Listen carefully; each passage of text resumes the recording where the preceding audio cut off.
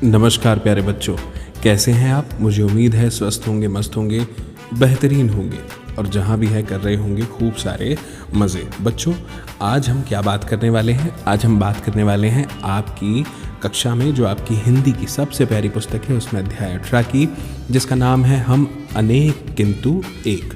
यानी हम वैसे तो अनेक हैं संख्या में, लेकिन सभी कैसे हैं, एक हैं। कैसे एक हैं, क्योंकि हम सभी एक ही माँ के पुत्र हैं, भारत माता के। ठीक है, चलिए। तो जो हमारा देश है, भारत देश, ये विविधताओं वाला देश है और अनेकता में एकता को प्रदर्शित करता है, और उसी के ऊपर ये बहुत ही आनंदमय कविता है। चलिए पढ़ते हैं। लिखा है कई प्रदेश के किंतु एक देश के। क्या मतलब इसका भाई। हो सकता है कि आप मध्य प्रदेश से हो, उत्तर प्रदेश से हो, है ना, राजस्थान से हो, आप तमिलनाडु से भी हो सकते हैं, आंध्र प्रदेश से भी हो सकते हैं, छत्तीसगढ़ से भी हो सकते हैं, लेकिन हम कई प्रदेशों के होने के बाद भी एक ही देश के हैं।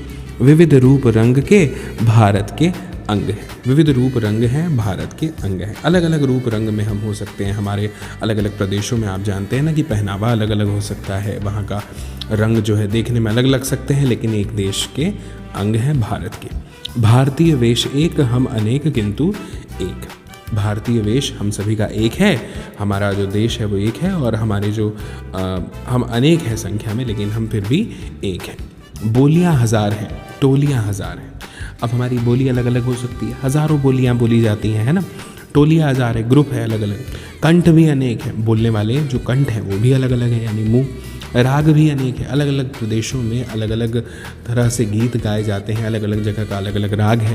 किंतु गीत बोल एक, हम अनेक किंतु एक। लेकिन जो हमारे अलग अलग गीत हैं वो कहीं ना कहीं हमें यही बोलते हैं, यही बताते हैं कि हम अनेक हैं लेकिन एक हैं।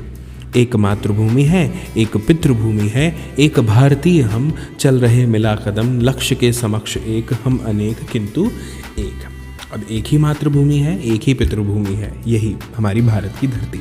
एक भारतीय हम हैं, चल रहे मिलाकर कदम है, लक्ष्य के समक्ष एक है, और हम अनेक हैं किंतु एक है। ये लिखा किसने है, ये लिखा है द्वारिका प्रसाद माहेश्वरी जी ने। बहुत ही सुंदर और आनंदमय कविता थी, पढ़ के बड़ा आनंद आया बच्चों।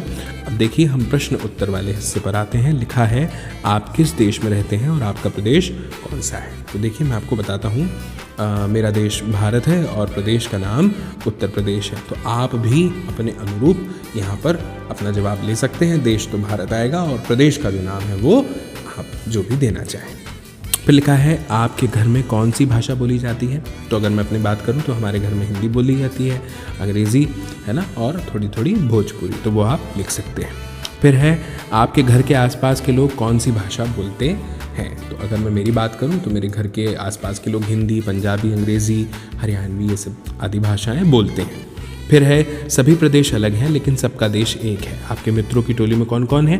तो मेरे बहुत सारे मित्र हैं बच्चों, जिनमें हरदीप सिंह, मोहम्मद अब्बास, जॉनसन, सुरेश और भी बहुत सारे अलग अलग समुदाय से आते हैं, लेकिन सभी भारतीय हैं, और मैं और मेरे सभी दोस्त अपने देश भारत से बहुत प्यार करते हैं। ठीक है, अब आगे लिखा हुआ है कि हम अनेक हैं किंतु एक है, उदाहरण देकर इस बात को समझाइए। तो बच्चों आप अपना उत्तर अपने अनुसार ही लिखिएगा। मैं हमेशा यही चाहता हूँ कि हम अपना उत्तर स्वयं लिखें। मेरा उत्तर मैं आपको बता देता हूँ एक मार्गदर्शन के लिए कि हम अनेक हैं किंतु एक हैं। बच्चों ये कथन जो है ये विभिन्नता में एकता को हमें बताता है। अब इसका अर्थ क्या है कि भले ही हम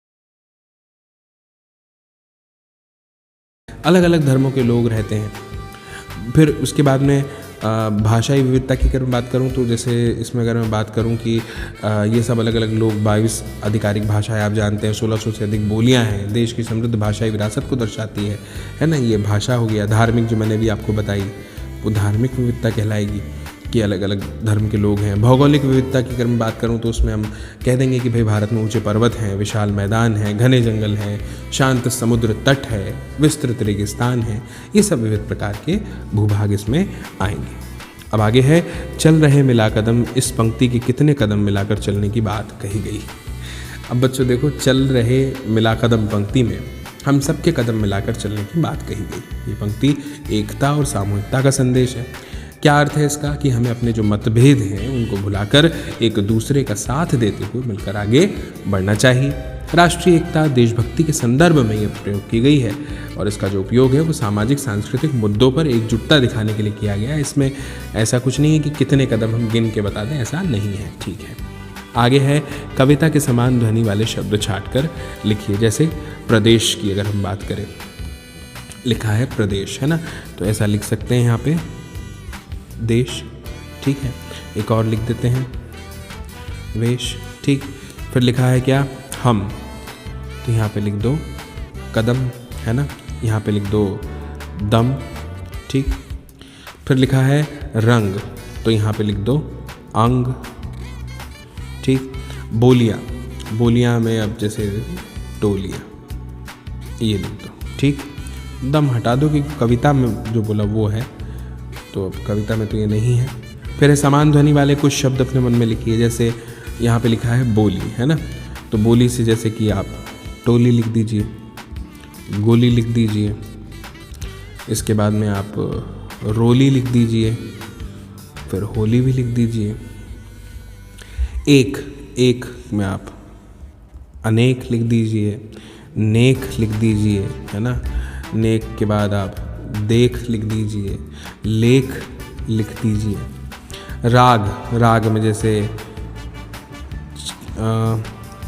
विराग लिखना सही रहेगा, है ना। फिर आप चिराग मैं लिख रहा था अभी, फिर पराग लिख दीजिए, अनुराग लिख दीजिए, इस तरह से। ठीक है, तो बच्चों ये एक्सरसाइज जब हम करते हैं तो हमें समझ में आता है कि जो अध्याय है वो हमें कितना समझ में आया है। अब आगे लिखा है कि जोड़ के लिखना है। जैसे रण में भूमि जोड़ दीजिए तो ये हो जाएगा रण भूमि। ठीक है, नए शब्द भी बनाइए लिखा हुआ है, तो नए शब्द बनाएंगे तो जैसे कैसे बना देंगे नए शब्द,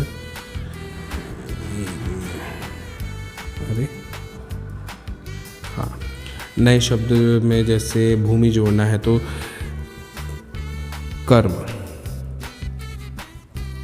कर्म भूमि हो गया। पितृ लिखा हुआ है, पितृ भूमि। ठीक, फिर हाँ,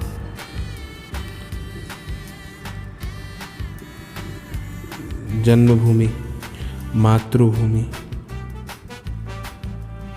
ठीक, इस तरह से ये हो जाएगा। ठीक है, फिर आगे क्या है, फिर है ये कविता की पंक्तियाँ पूरी कीजिए। ठीक है, कर देंगे।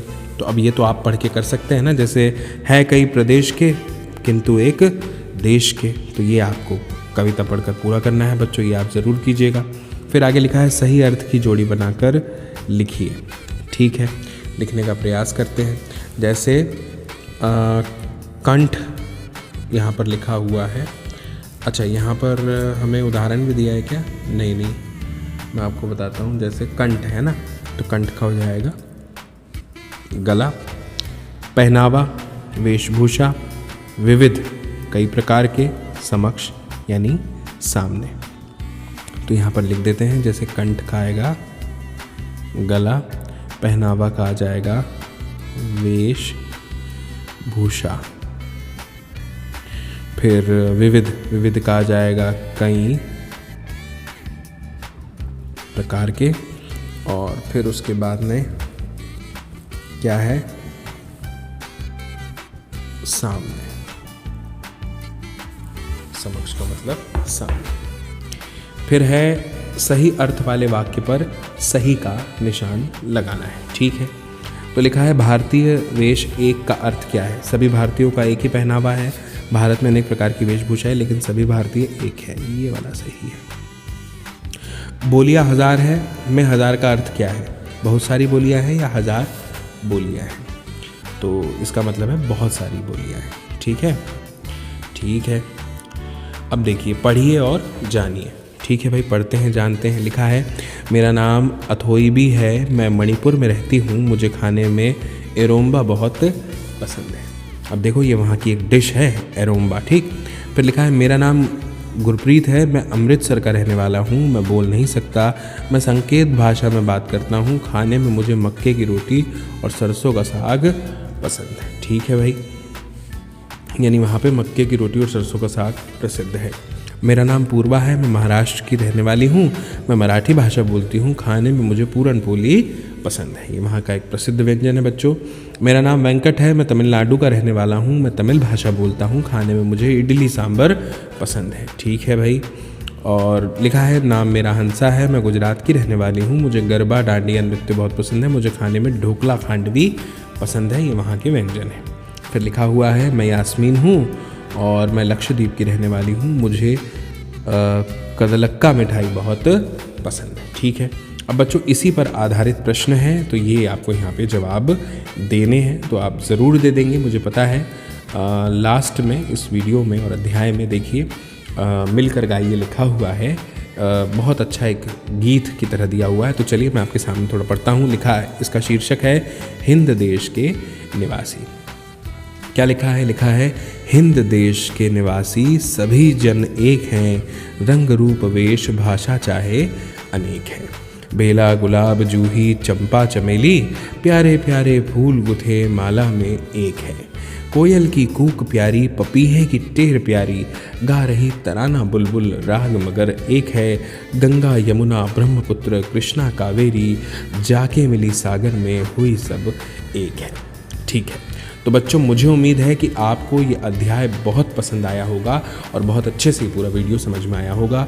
जल्दी हम मिलेंगे अगले अध्याय में नए वीडियो के साथ, और तब तक के लिए आप सभी को मेरा नमस्कार।